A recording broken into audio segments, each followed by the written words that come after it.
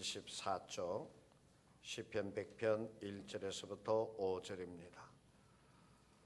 다 찾으신 줄 알고 받들어 봉독합니다. 온 땅이여 여호와께 즐거운 찬송을 부를지어다. 기쁨으로 여호와를 섬기며 노래하면서 그의 앞에 나갈지어다. 여호와가 우리 하나님이신 줄 너희는 알지어다. 그는 우리를 지으시니요 우리는 그의 것이니 그의 백성이요 그의 기르시는 양이로다. 감사함으로 그의 문에 들어가며 찬송함으로 그의 궁정에 들어가서 그에게 감사하며 그의 이름을 송축할지어다. 여호와는 선하시니 그의 인자심이 영원하고 그의 성실하심이 대대에 이르리로다. 아멘. 임마누엘 찬양대 주의 친절한 팔에 안기세 찬양 드리겠습니다.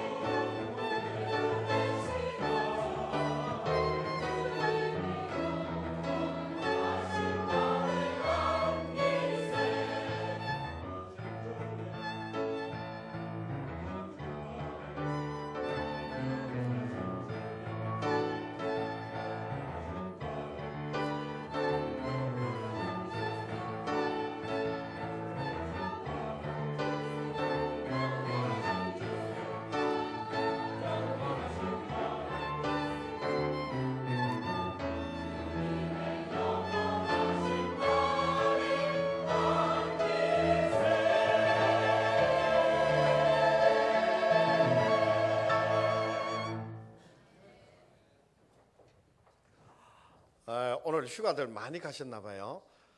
자리가 굉장히 많이 빈 것 같은데 어떻게 휴가 계획들은 잘 가지고 계시는지요?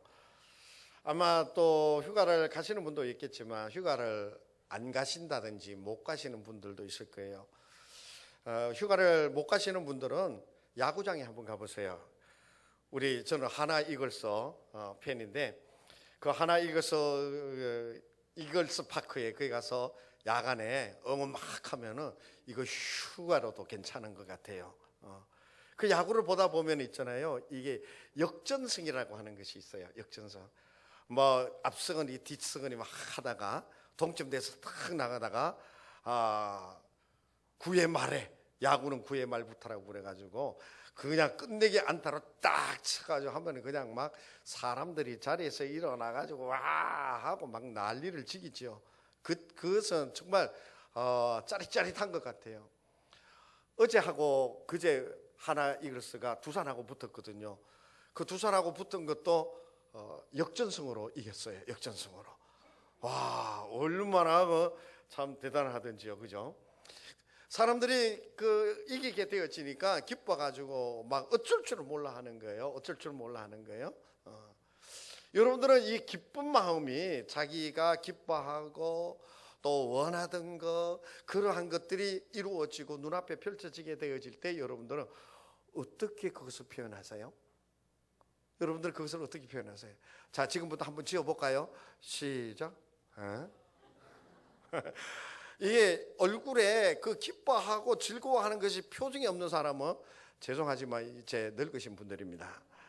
연세 드신 분들은 뭐 기뻐도 좋아도 이겨도 뭐 즐거워도 그냥 표정이 별로 없어요. 표정이 없어요. 근데 이 감정이 풍부한 사람들은 기쁘다, 뭐 어떻게 뭔가 되어졌다라고 그러면 막 치면서 그냥 그야말로 오도방정을 다 떨죠. 막 좋다고, 그죠? 또 어떤 분은요 너무나도 기쁘면은 어떻게 하느냐면 눈에서 눈물이 막 흘러요. 이 기쁜 날 왜 울어? 좋아서 울지 이러면서 울어요. 그거보다 또 더 심한 사람이 있어요. 어떤 사람인지 알아요? 좋으면 옆에 앉아있는 사람 막 두들겨 패는 사람이 있어요. 이러면서 막 등짝을 막 때려요. 그런 사람 옆에 있으면 전치 2주 상해 입을 수 있어요.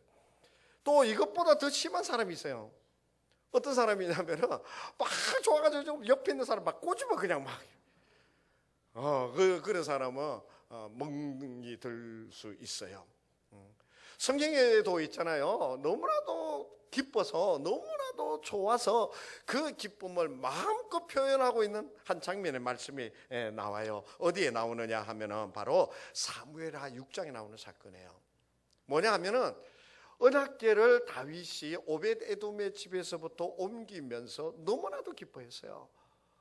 사람들을 동원해서 나팔을 불고 그다음에 비파와 수금을 뜯으면서 그냥 한 발짝 움직일 때마다 하나님을 찬양하고 제사를 지내면서 그 모습이 자기가 원하던 그러한 것이 정말 이루어져 나가게 되니까 이 다윗이 너무나도 기뻤어요. 너무나도 좋았어요. 그래가지고 이 다윗이 왕인데도 불구하고 왕의 채통을 다 잊어버리고 그 기쁨을 막 춤을 추면서 표현을 했어요. 그래서 그 아내가 아니 왕이 돼가지고 어떻게 그렇게 옷이 벗겨질 정도로 춤을 춥니까? 그렇게 핀잔을 준 정도가 되어졌어요. 그러니까 다윗이 뭐라고 그래요?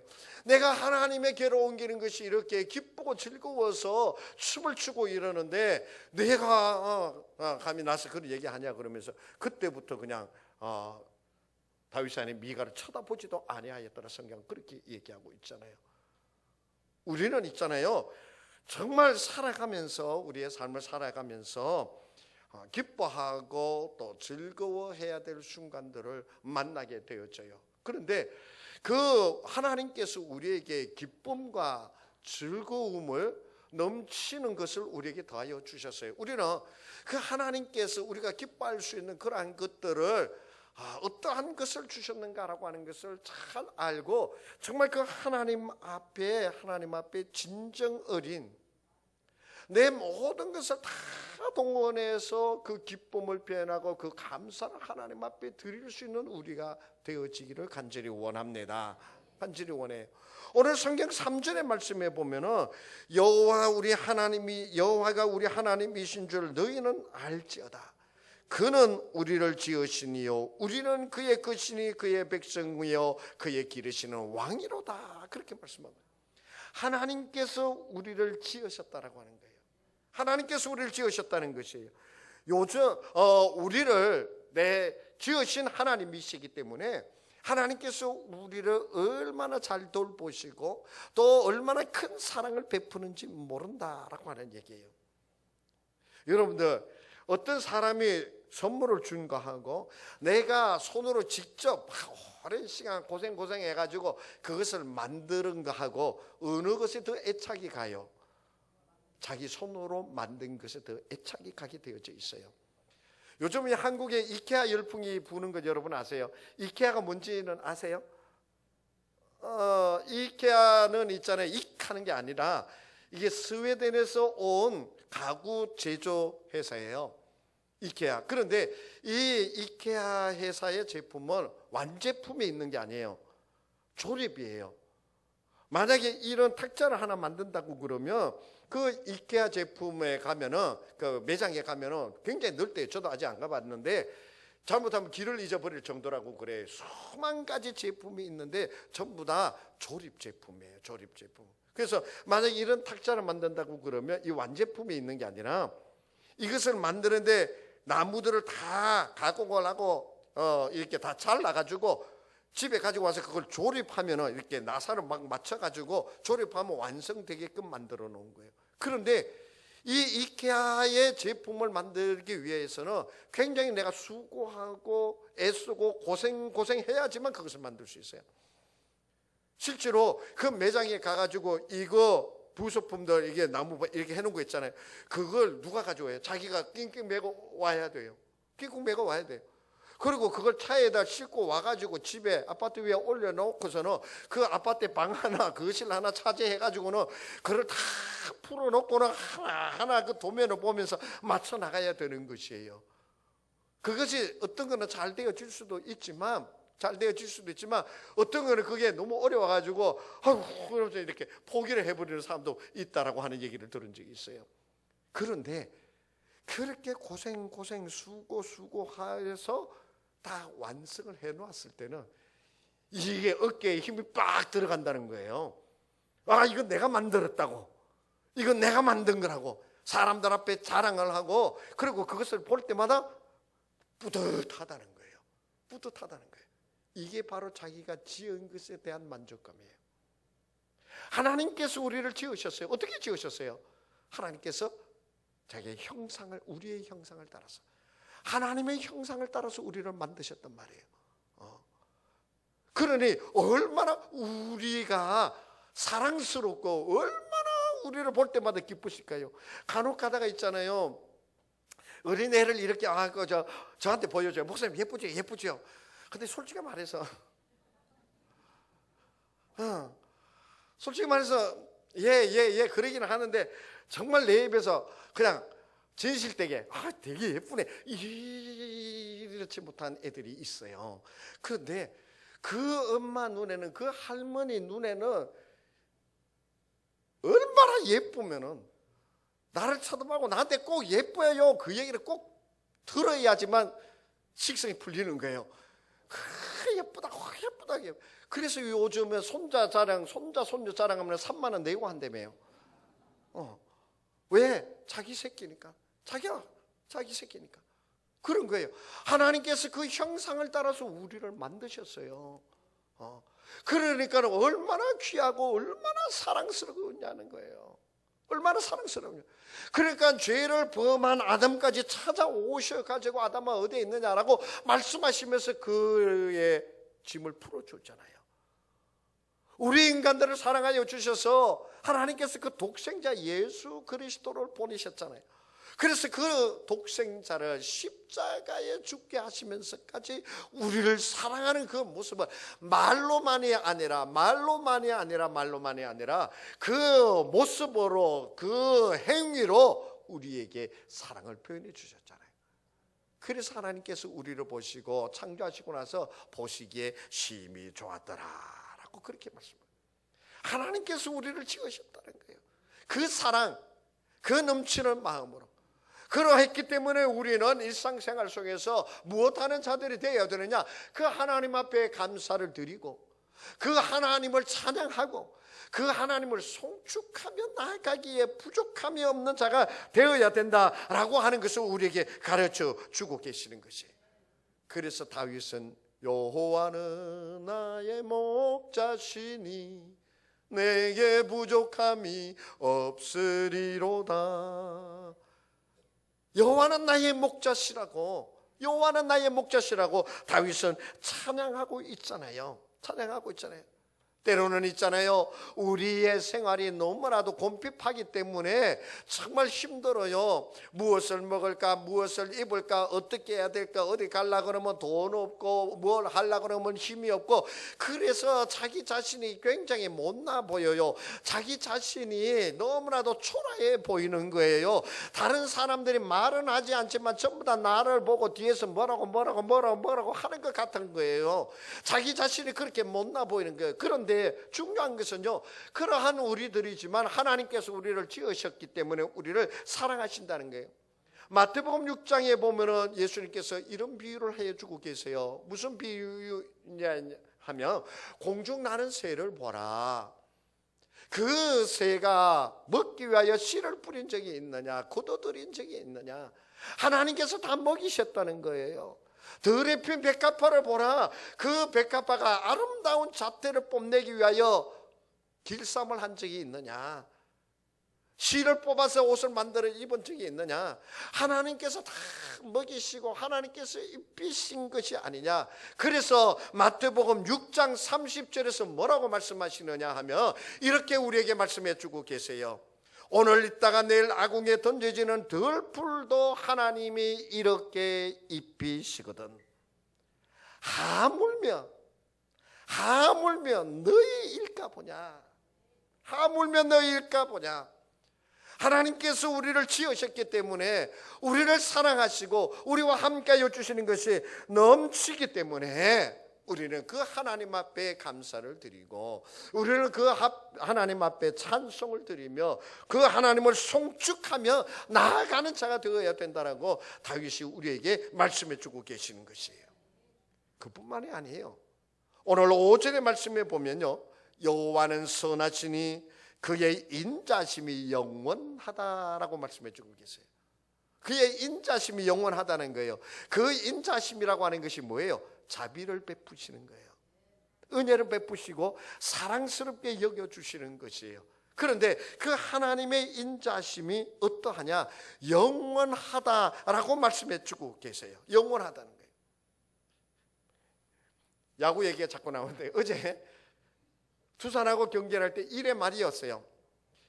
이제 두산이 공격을 하고 하나가 수비를 딱 하는데, 어느 선수인지는 지금 기억이 안 나는데, 그 선수가 두산이 타자가 딱 쳤어요.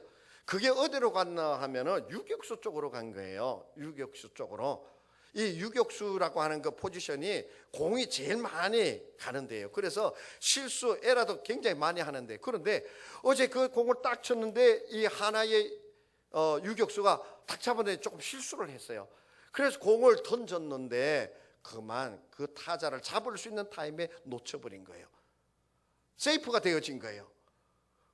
그러니까 이 그 신성현 선수였는데, 이 선수도 하며 이러고 있는데 김성근 감독이 즉시 교체해 버렸어요.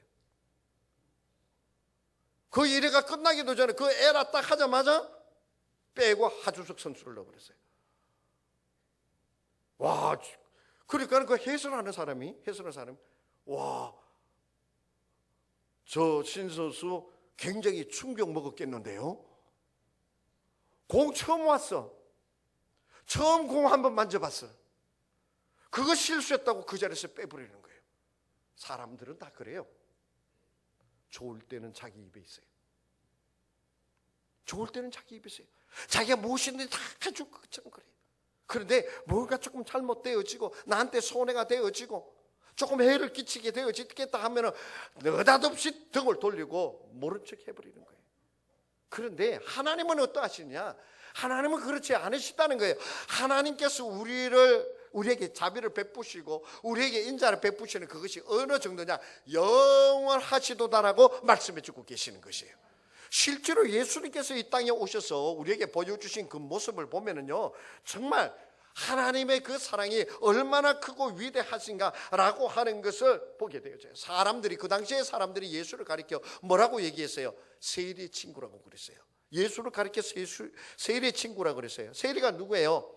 그 당시 유대인들이 개나 돼지처럼 사람 취급을 하지 않던 사람들이 바로 세리라는 직업을 가진 자였어요. 그런데 그 세리의 친구, 그리고 죄인의 친구, 그리고 장녀들의 친구이다라고 예수를 빗대서 그렇게 얘기했어요. 그건 무슨 말씀이에요? 예수님이 오셔서 그들과 함께 하였다는 거예요. 세리와 함께 하고 죄인들과 함께 하고 그리고 창녀들과 함께 하여서 그들의 친구처럼 지내주었다는 거예요. 실제로 예수님 앞에 유대인들이 현장에서 간음을 하다가 붙잡혀 온 사람, 그 여인을 이끌고 왔잖아요. 사람들이 전부 다 돌을 손에다 하나씩 들고 이제 율법에 따라 가지고 저 여자를 돌로 쳐 죽이겠다고 그러면서 왔잖아요. 그런데 예수님이 어떻게 하셨어요? 죄 없는 자가 먼저 돌로 치라 그러시면서 그 여인의 죄를 용서해 주셨어요. 그 여인의 죄를 다시 묻지 않겠다고 말씀해 주셨어요. 이건 바로 뭐예요? 그 여인을 주님께서 맞아 주셨다는 거예요. 맞이해 주었다는 거예요. 예수님께서 군대 귀신 들린 자를 찾아가잖아요. 그 군대 귀신 들리는 사람을 찾아가는데 어떻게 했어요? 이 군대 귀신 들린 자는요, 사람들에게서 내쫓김을 당했어요. 그래서 공동묘지에서 살았어요. 공동묘지에 자꾸 내려오니까는, 민가로 자꾸 내려오니까 사람들이 그의 발을 쇠사슬로 꽉 묶어가지고 옴짝달싹하지 못하게 그렇게 공동묘지에 묶어놓은 군대 귀신 들린 자예요. 그런데 예수님께서 그곳 섬으로 가셔서 풍랑을 만나가지고 고생하시면서 그 섬에 들어가셔서 군대 귀신 만난 자를, 들려있는 자를 낫게 하여 주시고 나온 장면이 있어요. 뭐예요? 사람들은 다 내버렸어요. 사람들은 다 쫓아냈어요. 사람들은 취급해 주지 않았어요. 그러나 예수님은 그를 찾아가신 거예요. 예수님은 그를 찾아가신, 이게 하나님의 인자하심입니다. 예수님은 그를 외면하지 아니하셨어요. 그의 모습을 보셨고 그가 무슨 말을 하는지 들으셨고 그와 눈을 맞추셨어요. 이것이 바로 하나님의 인자심이에요. 미련하다 하더라도, 우둔하다 하더라도, 버림받았다 하더라도, 약하다 하더라도, 가진 것이 없다 하더라도 내처짐을 당하지 아니하고 그와 함께하여 주시는 그 하나님의 인자심. 우리가 간혹 많이 느껴요. 나는 부족한 자요, 나는 모자란 자요, 나는 쓸모없는 자요, 나는 요 지경밖에 안 되는 사람이라고 스스로 얘기하면서 자학을 하고 자기를 비하를 하고도 있어요. 그런데 주님께서는 어떻게 하신지 아십니까? 그러한 자이라 하더라도 외면하지 아니하시고 그를 품어주셔서 그와 함께하여 주신다는 거예요. 그래서 고린도전서 1장 26절 이하의 말씀에 보면은요, 형제들아 너희를 부르심을 보라. 육체를 따라 지혜로운 자가 많지 아니하며 능한 자가 많지 아니하며 문벌 좋은 자가 많지 않아. 능한 자가 많지 않다는 거예요. 너희 중에 문벌이 많은 자가 많지 않다는 거예요. 그런데 그러한 자들을 부르셔서 어떻게 하셨어요? 27절의 말씀에 보면 그러나 하나님께서 세상에 미련한 것들을 택하사 지혜 있는 자들을 부끄럽게 하려 하시고 세상에 약한 자들을 택하사 강한 것들을 부끄럽게 하시며 28절 하나님께서 세상에 전한 것과 멸시받는 것과 없는 것들을 택하사 있는 것들을 폐하려 하시니 할렐루야. 이게 바로 하나님의 인자심이에요. 내가 모자라도 하나님은 나를 영접해 주시는 거예요. 강한 자는 강한 대로 쓰세요. 약한 자는 약한 대로 쓰시는 것이 하나님이세요. 많이 있는 자는 많이 가진 것으로 하나님을 섬기게 해요. 없는 자는 없는 것 가지고 하나님을 섬기게 하는 거예요. 하나님은 있는 그대로, 내가 가지고 있는 그대로, 부족하면 부족한 대로, 모자라면 모자라는 대로, 약한 자면 약한 자대로. 그래서 성경은 우리에게 말씀하여 주세요. 이사야 42장 3절에서 말씀하여 주시기를 상한 갈대를 꺾지 아니하시며 꺼져가는 등불을 끄지 아니하신다라고 우리에게 말씀해 주고 계시는 것이에요. 상한 갈대를 하더라도 꺾지 아니하신다. 꺼져가는 등불, 점점 어두워지고 끓으면 막 피어오르는 것, 훅 불어서 끄는 것이 아니라 끄지 아니하시고 끄지 아니하시고 함께하여 주신다는 거예요. 그러하기에 우리는 그 하나님 앞에 감사를 드리는 거예요. 그러하기에 그 사랑을 깨닫기 우리는 그 하나님 앞에 감사를 드리고 찬송을 드리면서 나아가는 것이에요. 내가 그러한 하나님의 은혜와 그러한 하나님의 인자심과 그러한 하나님의 사랑하여 주심 가운데 있으므로 우리가 언제나 그 하나님을 향하여 감사하며 찬송하며 나아가게 되어지는 우리의 삶이 되어지기를 간절히 원합니다. 마지막 5절에서 우리에게 말씀하여 주십니다. 그의 성실하심이 대대에 이르리로다. 성실하심이 대대에 이른다는 말씀이에요. 무슨 말씀이에요? 하나님께서는요 선하고 악한 것을 분명하게 보신다는 거예요. 하나님은 선하고 악한 것을 분명히 내가 아무리 그 하나님을 속이려고 뭐 요렇게 했어요 저렇게 했어요 그러면은 사람들 보고 야 정말 최고다 잘한다 뭐 열심히 막 이러지, 하나님은 그 심령을 감찰하신다는 거예요. 그래서 그 성실하심이 한 번으로 끝나는 게 아니라 영원하다는 거예요. 우리 사람들은 어때요? 사람들은 자기 앞에 나서서 막 이렇게 해주면은, 이렇게 하면은 정말 그 사람 확 믿어버려요.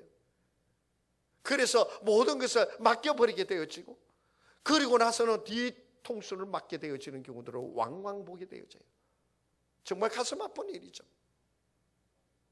애통할 일이죠. 사람을 믿고 사람을 의지하고 사람은 변하지 않는 것처럼 생각하지 마십시오. 사람은 언제든지 변하게 되어지고요, 사람은 언제든지 배반할 수 있는 사람, 사람은 언제든지 내게 등을 돌릴 수 있는 것이 사람이에요. 그러나 하나님은 그렇지 않습니다. 하나님은 그의 성실하심이 영원하다고 우리에게 말씀해 주고 계시는 것이에요. 잠언 15장 29절에서 말씀해 봅니다. 여호와는 악인을 멀리 하시고 의인의 기도를 들으시느니라.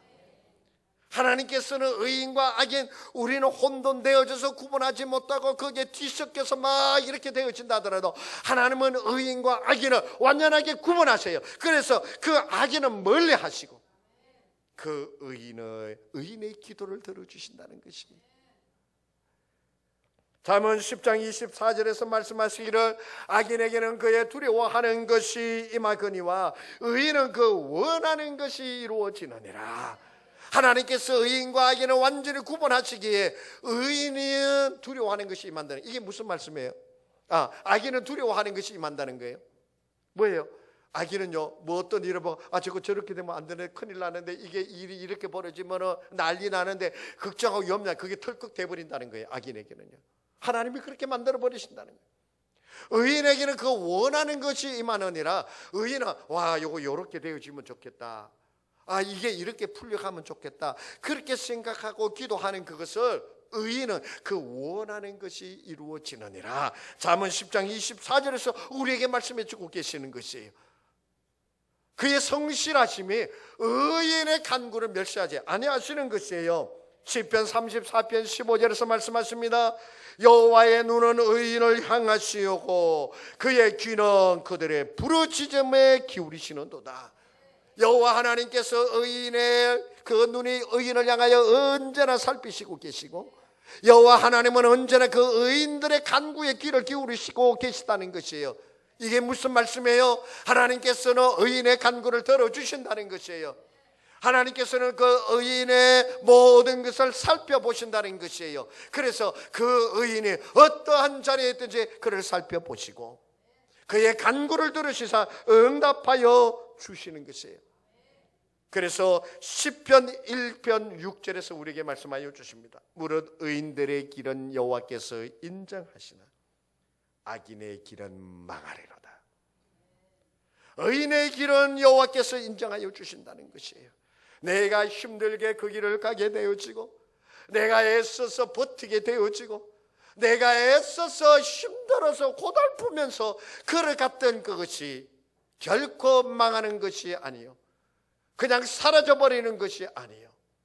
하나님께서 인정하여 주시는 그 길이 되어져서 의인의 그루터기가 되게 하여 주신다고 말씀해 주신 것이에요. 사랑하는 성도 여러분, 우리는요 이러한 하나님께서 우리와 함께하여 주시고요, 이러한 하나님께서 나의 기도를 들어주시고요, 이러한 하나님께서 나의 형편을 다 보고 계시는 것에 대하여 늘 기뻐하고 감사하며 나아가는 우리가 되어지기를 원합니다. 그러한 삶을 살기를 축복합니다. 우리 신단 제일교회는 하나님께서 그 의인을 살펴주시는 바가 되어지는, 언제나 하나님 앞에 감사와 찬송과 그 영광을 드러내는 것이 영원하게 있게 되어지는 교회가 되어지기를 간절히 원합니다.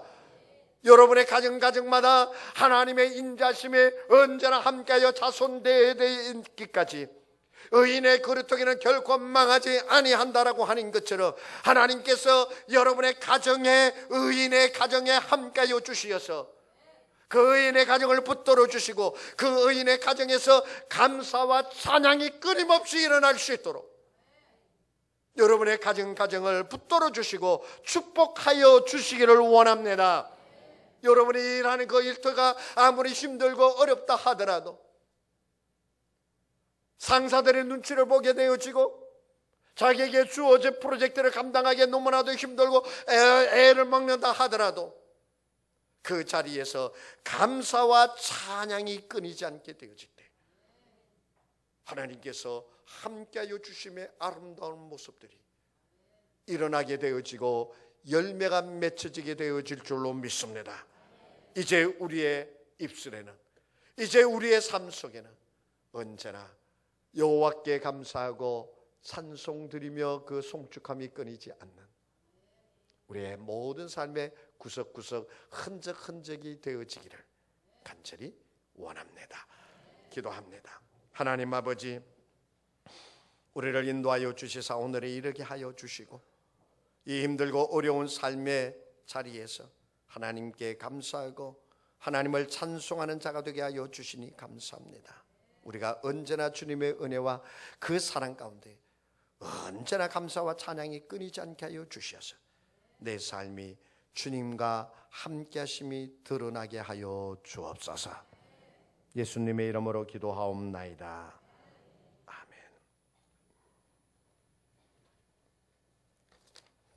찬송가 331장 찬송 드리겠습니다.